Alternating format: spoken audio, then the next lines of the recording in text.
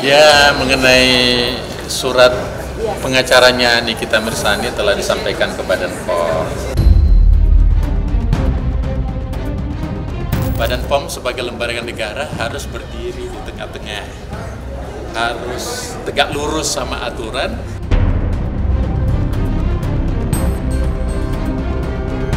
Seorang terdakwa diwakili oleh PH atau penasihat hukum boleh aja memberikan satu masukan kepada majelis hakim untuk bisa dihadirkan, kan gitu.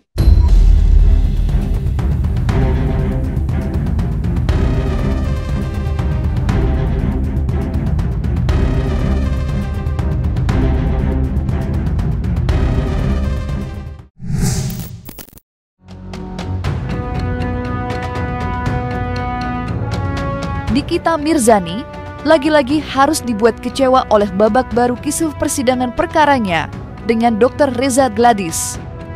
Seperti diketahui, melalui kuasa hukumnya, ibu 3 anak itu sudah bersurat kepada pihak Badan Pengawas Obat dan Makanan agar mereka dapat hadir sebagai saksi ahli di agenda sidang selanjutnya.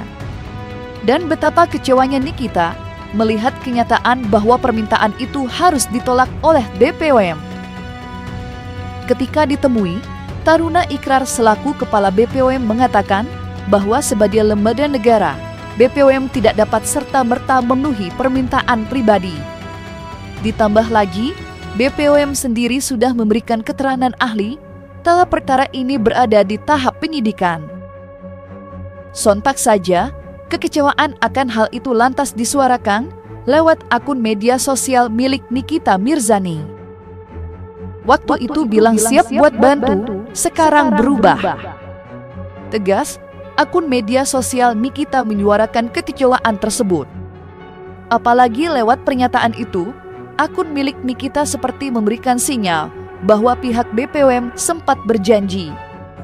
Akan tetapi, pihak Nikita nampak masih memendam harapan agar BPOM bisa hadir memberikan keterangan di agenda sidang selanjutnya. Jangan lupa sama omongan yang keluar dari mulut Bapak sendiri. Jadi mau datang atau tidak? Ya, mengenai surat pengacaranya Nikita Mirzani telah disampaikan ke Badan POM. Tentu sebagai lembaga negara seperti janji saya, kita konsisten dengan janji itu, tapi kan ada aturannya. Aturan karena menjadi saksi itu bukan saksi pribadi, saksi lembaga. Lembaga memiliki aturan. Nah, kalau atas nama lembaga, itu at least bukan permintaan pribadi, tapi permintaan hakim. Ya, benar kan Pak? Harus permintaan hakim. Dan yang kedua, secara prinsip, pada saat kasus ini digelar, sebetulnya Badan POM telah memberikan saksi ahli di kepolisian saat itu. Jadi tentu dua hal itu membuat Badan POM akan memberikan jawaban konsistensi kami sesuai dengan hukum. Dan seperti bahasa saya sebelumnya, Badan POM sebagai lembaga negara harus berdiri di tengah-tengah, harus tegak lurus sama aturan dan tidak memihak ke kiri dan ke kanan. Memihaknya kepada aturan yang ada di negeri kita. Kami sangat berharap ahli BPOM bisa hadir di sini, karena itu bisa mengungkap fakta lagi bahwa adanya permasalahan terhadap produk-produk dari Raficha. Jadi saya kira itu sudah dijawab karena ini dia minta secara terbuka lewat pengacara, secara formal. Tentu Badan POM akan memberikan jawaban secara formal juga. Surat terbuka pihak Nikita Mirzani yang berisi harapannya agar BPOM bisa hadir memberikan keterangan sebagai saksi ahli di agenda sidang lanjutan perkaranya dengan Dr. Reza tentu berhasil menuai sorotan dari seluruh lapisan masyarakat. Apalagi ketika sudah datang pernyataan dari Taruna Ikrar selaku Kepala BPOM yang menolak untuk hadir sebagai saksi ahli di agenda sidang lanjutan kasus Nikita. Tak terkecuali, tanggapan dan komentar pun datang pula dari kalangan advokat dan praktisi hukum lainnya.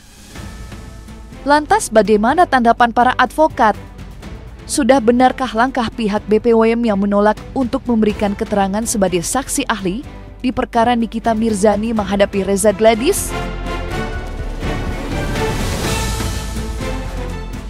Melihat NM meminta kepada BPOM untuk hadir sebagai saksi di persidangan. Nah, kita lihat dulu nih, ya kan, materinya. Ya, kalau memang ya jelas di sini adanya satu dakwaan yang menyangkut mengenai BPOM-nya, ya material daripada dakwaan tentunya menjadi korelasi. Majelis Hakim memberikan rekomendasi biasanya untuk menghadirkan BPOM. BPOM pun biasanya kalau memang dapat rekomendasi dari JPU dan dari Majelis Hakim, tentunya ini diyakinkan pasti hadir untuk bisa memberikan keterangan. Nah, sekarang kalau kita lihat dakwaannya ini kan mengenai pemerasan, ya kan? Mengenai pemerasan dan TPPU. Pemerasan tersendiri ini kan materinya beda. BPOM kan terkait perizinan obat-obatan, Badan Pengawasan Obat-obatan dan Makanan. Ya kalau ada kata obat sama makanan yang sifatnya pelanggaran terhadap obat makanan, ya dia muncul sebagai juru pembenar atau juru yang menyatakan salah nih, ini nggak ada izinnya, ini ada izinnya. Tapi kan perkaranya bukan ini, bukan masalah obat-obatan, pelanggaran obat-obatan, tapi perkara mengenai pemerasan. Kalau nanti ternyata BPOM ini hadir di dalam persidangan, ini ada nggak di dakwaan? Kita harus lihat dulu nggak. Kalau nggak ada di dakwaan terhadap produk skincare ini, tentunya BPOM tidak ada korelasinya untuk hadir. Tapi kalau di situ ada bahwa menyangkut mengenai skincare ini tadi di dalam dakwaan ini kan tentunya pasal yang dikenakan. Pasalnya kan pemerasan, TPPU, ya kan? Dan jelas di sini kalau ada di sini mengenai adanya overclaim, BPOM itu wajib hadir, biasanya begitu. Tapi kalau tidak ada tentunya tidak ada korelasinya. Dan jelas kalau memang permohonan itu dilakukan biasanya dikasih rekomendasi dari Majelis Hakim untuk hadir. Bila ditarik ke belakang, langkah pihak Nikita Mirzani yang meminta BPOM memberikan keterangan tentunya bukan tanpa alasan yang kuat.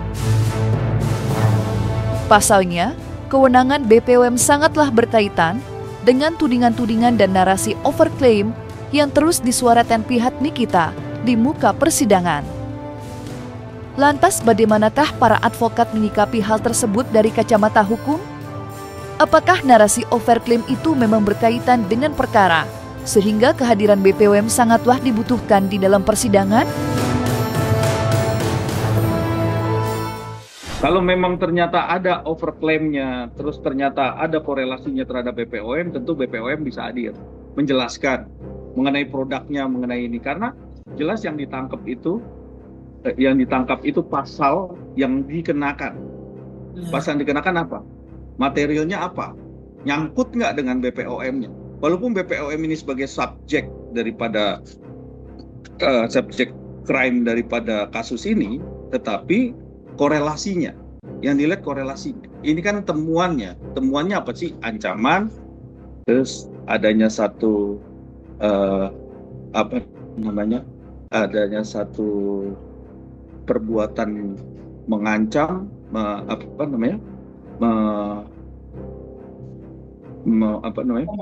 mengancam, memeras, dan juga tindak pidana pencucian uang. Habis memeras kan ada namanya tindak pidana pencucian uang. Di sini masuk nggak gitu unsurnya? Kan tentunya alurnya itu. Yang menjadi subjeknya memang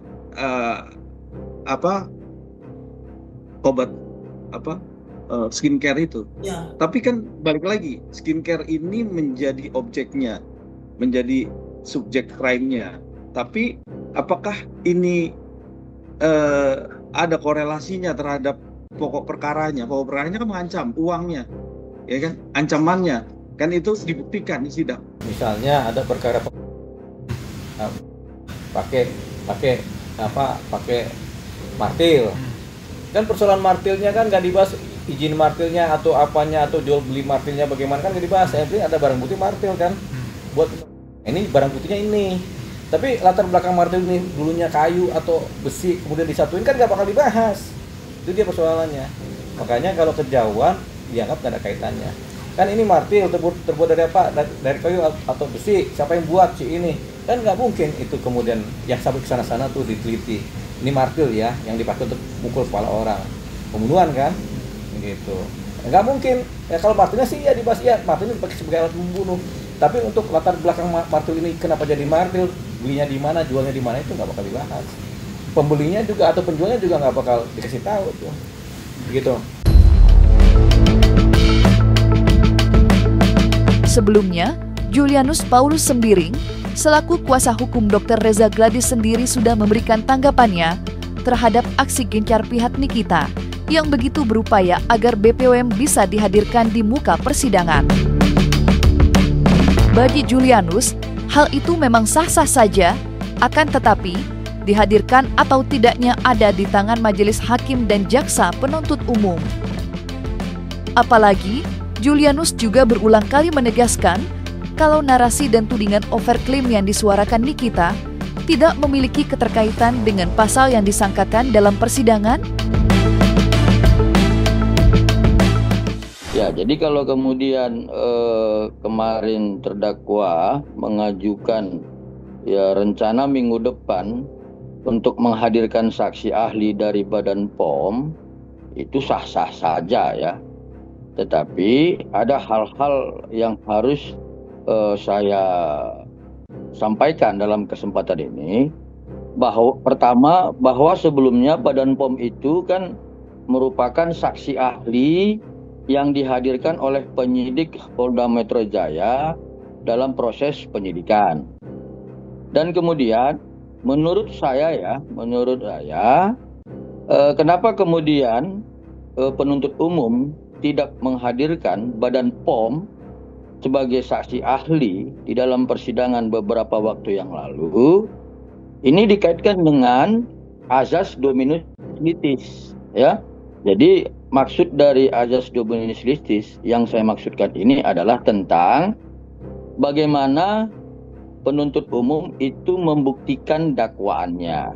Jadi penting yang saya mau tegaskan tentang dakwaan yang dibuat oleh penuntut umum dalam surat dakwaannya, yaitu tentang pasal 27B ayat 2 junto 45 ya, pasal 45 ayat 10 huruf A, ya, itu tentang Undang-Undang Informasi dan Transaksi Elektronik sebagaimana Undang-Undang Nomor 1 Tahun 2024 tentang perubahan kedua Undang-Undang 11 Tahun 2008. Dan kemudian dakwaan alternatif kedua adalah tentang pasal 369 ayat 1 KUH pidana. Yang artinya maksud saya adalah kalau dikaitkan dengan asas dominus litis dan kaitannya dengan pasal dakwaan tersebut, pendapat kami penuntut umum tidak memerlukan pembuktian dari Badan POM karena dakwaan itu terkait pendistribusian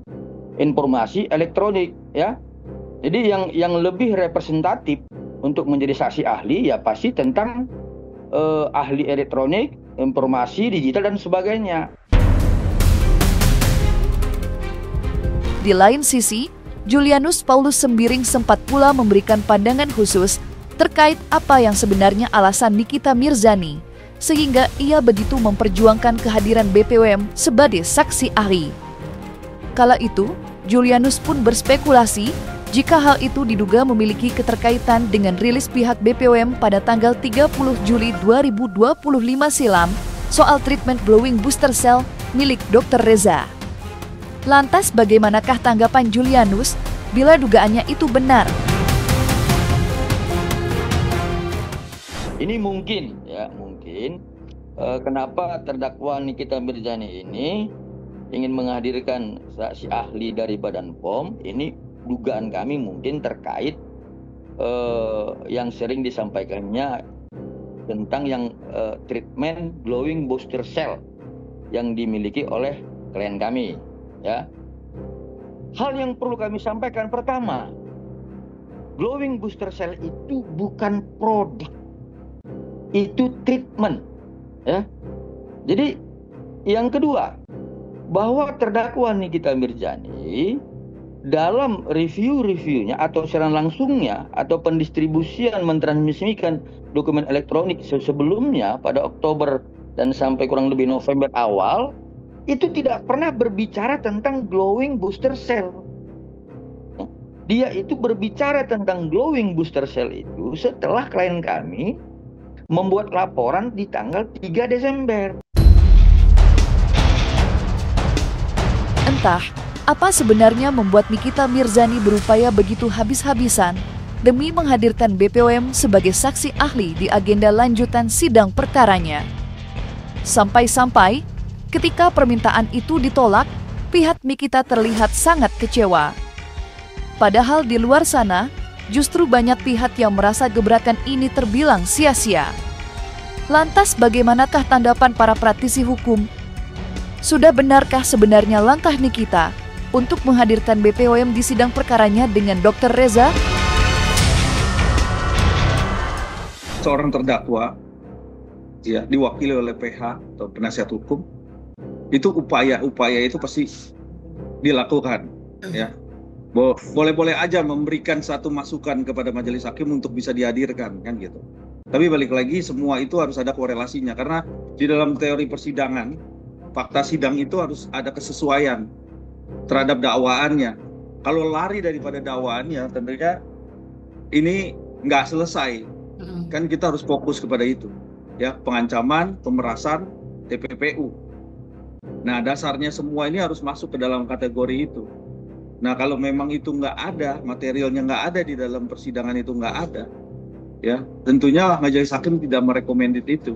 Dan BPOM tidak wajib untuk hadir. Yang benar tuh saksi-saksi itu kalau terdakwa mengajukan saksi harus yang meringankan dia dalam kaitan dengan perkara yang dituntut kepada dia. Tapi kalau nggak ada kaitannya dengan perkara yang dituntut kepada si terdakwa ini, ya nggak bisa juga jadi saksi. Begitu. Makanya kenapa BPOM menolak. Gitu. Ya karena nggak ada kaitannya. Nah sekarang kalau ada korelasinya, tentunya BPOM hadir. Karena mungkin nggak seorang NM menjadi seorang yang bisa memberikan punishment atau memberikan satu expose kepada masyarakat bahwa produk ini overclaim. Ada nggak izinnya? Punya nggak wewenang? Kan gitu. Kalau nggak ada wewenang, maka wajib nggak dia untuk bisa melakukan tindakan-tindakan seperti itu, kan gitu.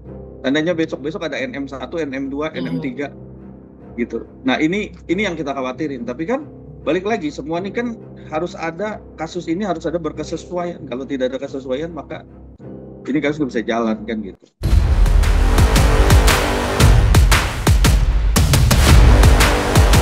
Nah, selesai sudah Cumi Lovers.